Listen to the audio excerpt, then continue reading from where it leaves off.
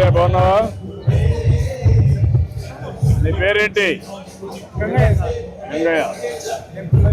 నీ పేరమ్మా? పుల్లయ్య. పుల్లయ్య. నీ పేరమ్మా? భారతి. నీ పేరమ్మా? కళావతి. మీరంతా ఒకటే కుటుంబం, వేరు వేరు కుటుంబాలా?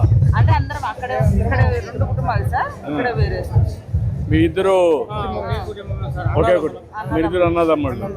మీరమ్మా ఇంకో కుటుంబం. నువ్వేం చదువుకున్నావమ్మా? 10th అయిపోయింది సార్. 10th అయింది. నువ్వమ్మా? ఇంటర్ వరకు. మీరేమో చదువుకున్నారా? మీ ఇద్దరు చదువుకోవాలా? అప్పట్లో చదువుకోవాలా కదా. అదే ఇప్పుడు ఏంటమ్మా, ఎన్ని ఎకరాల పొలం ఉంది? 5 ఎకరాలు సార్. 5 ఎకరాలు ఉంది. మీకెంత ఉందమ్మా? మాకు కౌలు భూమే సార్. 1.5 ఎకరా ఉంది. నీకమ్మా? 1 ఎకరా ఉంది. అంతా వీళ్ళిద్దరు తప్ప మీరంతా చిన్న రైతులు. ఏంటమ్మా ఏంటి చెప్పండి. వ్యవసాయం ఇప్పుడే విన్నారు మీరు. అక్కడ చాలా సమస్యలు ఉన్నాయి. అదే ద్రవజీవామృతము, ఖనిజీవామృతం ఉంటుంది సార్.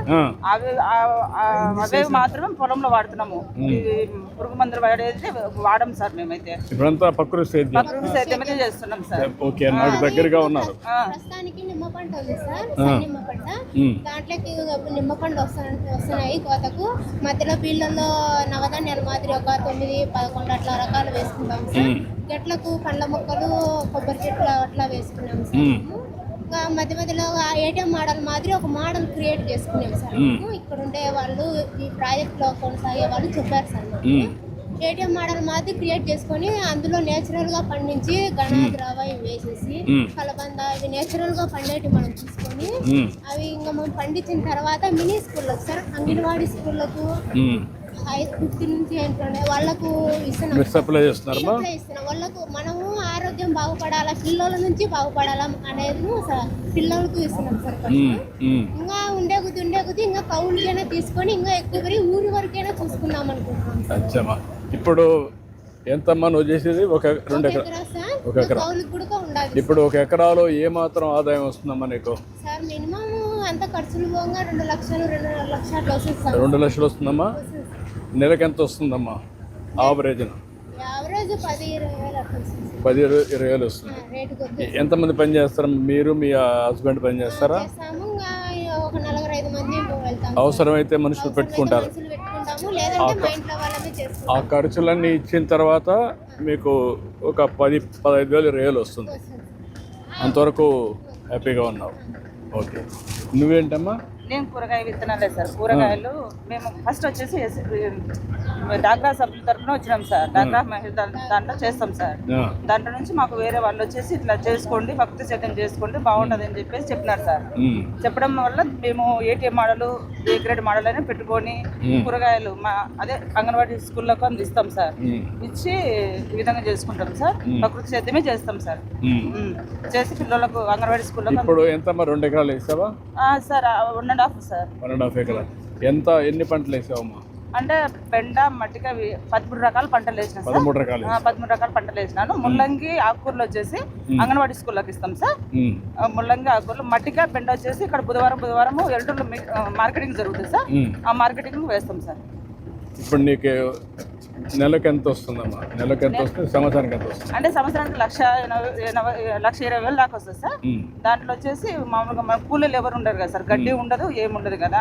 మనం ఇది ఫస్ట్ PM డేస్ నవధాన్యాలు వేసుకొని చేసుకుంటాం కాబట్టి, మార్చి ఏప్రిల్లో నవధాన్యాలు వేసుకొని చేసుకుంటాం కాబట్టి ఇంకా గడ్డి అనేది ఎక్కువ పడదు సార్ కూలీలతో. మన ఇంటి వాళ్ళే చేసుకుంటారు కాబట్టి గడ్డి పడుతుంది. దానివల్ల కూలీలు తక్కువ ఉంటారు. బట్ నీకు వచ్చేదంతా 1,20,000 30,000 వస్తుంది సార్. మీకు ఖర్చులు సరిపోతుంది. కూరగాయలు కూడా ఇక్కడి నుంచి వస్తాయి కాబట్టి ఖర్చుకు సరిపోతుంది. మీరు మీ భర్త ఇద్దరు చేస్తున్నారు. రెంట్ ఎంత ఇస్తున్నారమ్మా కౌలు? ఎక్కడ సార్ వాళ్ళ సార్ అంటే ఇంటి 5,000 అడుగుతారు. కదమ్మా, భూమి తీసుకున్నావు కదా, 15,000 ఇస్తాం సార్. ఓకే. ఏంటంటే మీరిద్దరు ఏం చేస్తున్నారు?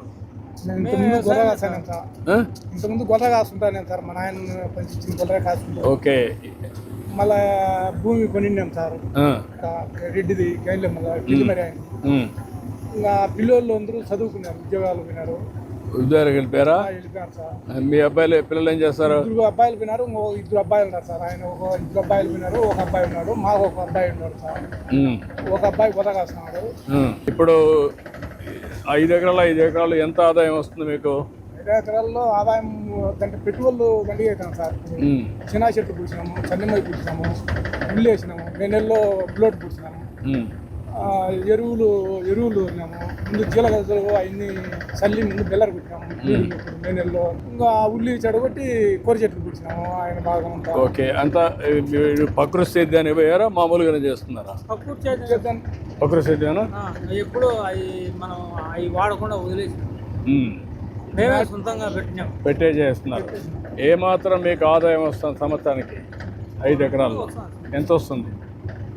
5 ఎకరాల పైన పెట్టుబడి పోయి ఒక 260, 270 వస్తుంది. ఒక 2-3 లక్షల మధ్యలో వస్తుంది. పిల్లలు ఎక్కడ ఉద్యోగాలు చేస్తారు? వాళ్ళకి ఎంత ఆదాయం వస్తుంది? ఏం చదివారు? ఖర్చులు ఉండలేదు ఇక్కడ కదా. ఎంత ఏం చేస్తున్నారు ఉద్యోగాలు? సాఫ్ట్వేర్లో చేస్తారు. అందరూ వాళ్ళు ఉన్నారా? ఓకే. ఇంకొకటి మీ అబ్బాయి ఇంకొకరు గొర్రెలు ఇది చేస్తున్నాడు కదా, ఒకరు, వాడి అనుభవం ఏంటి? వాని అనుభవం పిల్లలు కాబట్టి 2వ తరగతి మా మాదిరి చదువుకుని చదివించినాడు. ఆయన 4 ఆడపిల్లలు, 3 ఆడపిల్లలు, ఒక మోపుతున్నాడు. ఆయన గొర్రెలో ఈ వ్యవసాయం చేస్తున్నాడు. ఎనువులు పాడెనువులు పెట్టుకున్నారు, 4 ఎనువులు. ఆయన పాలు పెట్టుకోవడం, చప్ప తీసుకోవడము, చప్ప తోటలో వేసుకోవడం, అవి తీసుకొని పెట్టుకోవడం, పాలు అమ్ముకోవడం. వాడికి ఇప్పుడు అమ్మితే ఎంత ఆదాయం వస్తా ఉంది? గొర్రెలు అమ్మి పాలు అమ్మి వస్తుంది సార్. పాలకేం మంచి లెక్కే సార్. గొర్రెలు అమ్మకం పర్వాలేదు సార్. గొర్రెలు కష్టపడితే ఇప్పుడు గొర్రెలు కూడా కొత్తగా వచ్చే దాన్ని ఎందుకు పోవడంలో మీరు? పొలాలు తీసుకుపోయే పని లేదు, మేతకు దొరికే పని లేదు. మేతకు పోకుండా ఇంటికాడనే పెట్టి మేత ఇంటికాడ తీసుకొచ్చేయడు. అది చేశారనుకో మీరు, అప్పుడు మీకు ఇబ్బంది లేదు కదా? ఇబ్బంది లేదు సార్. మేము మడవాళ్ళు తోటలో పొలం చూసుకోవాలి కదా, మంచి ఉంటే నువ్వు చేస్తావు. కానీ మీ అబ్బాయి కూడా వాడి ఇంటి బయట పోయే పని లేకుండా ఒక 4 ఆవులు పట్టుకున్నాడు.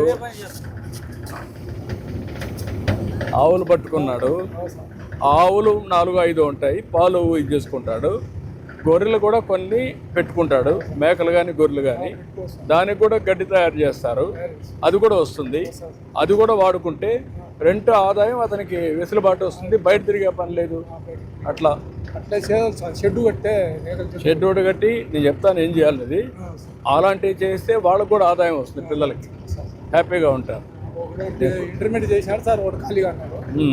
ఆయన ఎంఈ చేసినాడు, ఆయన కొడుకు ఖాళీగా అన్నాడు. ఓకే. వాళ్ళిద్దరేమో మా కొడుకు ఒకడు జాబ్ చేస్తున్నారు. కొడుకులు పెట్టినారు సార్. మేము భూమి చేస్తాను. అదే నవధాన్యాలు వేయడం వల్ల కూడా సార్, నవధాన్యాలు వేయడం వల్ల భూమిలో ఉండే తేమ శాతం కూడా ఎక్కువసేపు నిలవ. అదే ప్రధానమంత్రి కూడా చెప్పాడమ్మా. ఉంటుంది సార్. అది చేస్తే మీ అనుభవంతో మీరు చెప్తున్నారు, ఆయన కూడా అదే చెప్పింది. మేము నిమ్మ చెట్లకు డ్రిప్ పెట్టాము సార్.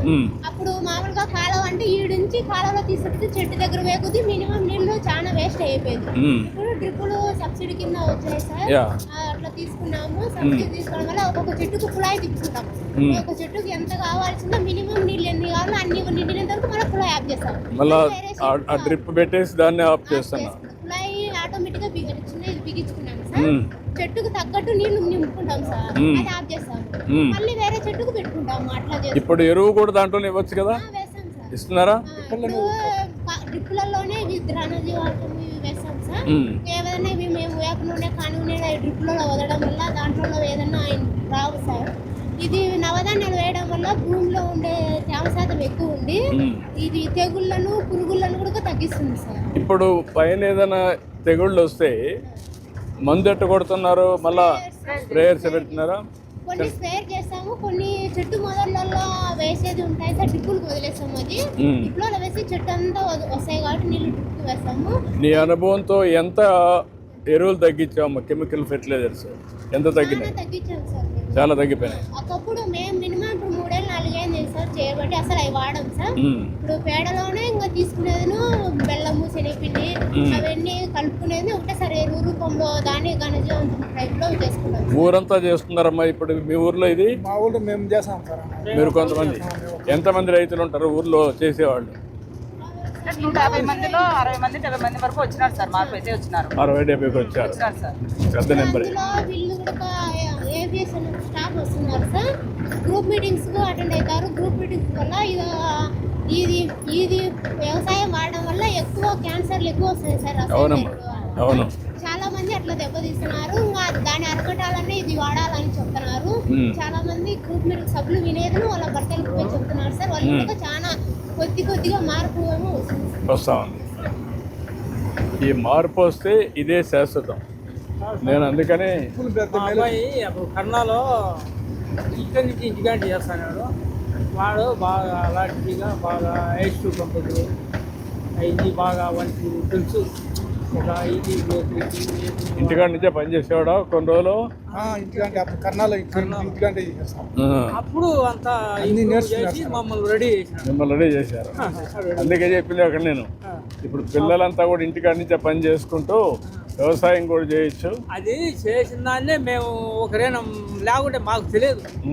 మొరటే మాకు తెలియదు. మొరటే వాళ్ళు ఈ రకం చేయాలా దానికి ఒక బదులు ఏమో రాముల సుమ్మని ICRP గా పనిచేస్తారు కదా సార్, వాళ్ళు వాళ్ళు వచ్చి సపోర్ట్ చేస్తారు సార్. ఇప్పుడు అబ్బాయి లేకున్నా కానీ వాళ్ళు సపోర్ట్ వస్తా ఈనాడనే మళ్ళా సుమారు రెడీగా పెట్టాం. చాలా సంతోషం నాకు.